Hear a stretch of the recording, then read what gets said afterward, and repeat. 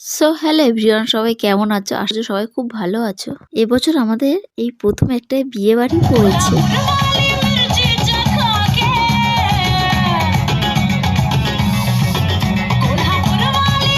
বিয়ে বাড়িতে যেতে কার না ভালো লাগে, বিশেষ করে মেয়েদের তো বেশি ভালো লাগে যে একটু সাজগোজ করতে পারবো, একটু খাওয়া দাওয়া আনন্দ মজা।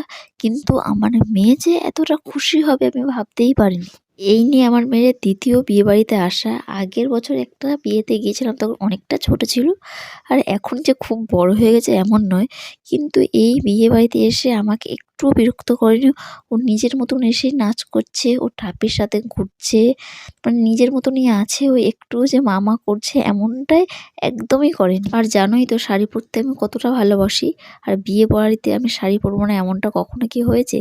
কিন্তু আমি আমার মেয়ের ভয়েই ভাবি ওকে নিয়ে থাকতে হবে, আমাকে বিরক্ত করবে, শাড়ি পরে সামলাতে পারবো না, তাই আমি চুড়িদার পরে গেলাম।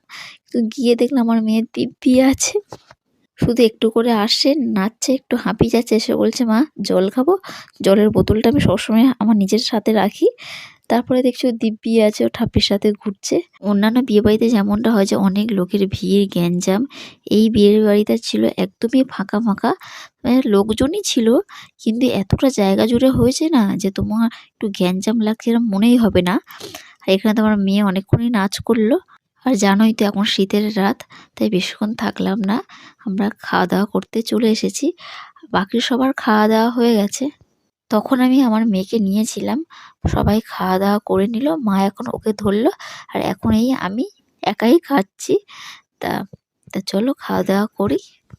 আর বিয়ে বাড়িতে তো জানোই যে কত রকমের খাবার, তো সব খাবার ট্রাই করতে পারিনি, পেট ভরে গেছে। তো চলো আজকের মতো ভিডিও এই পর্যন্ত, টাটা।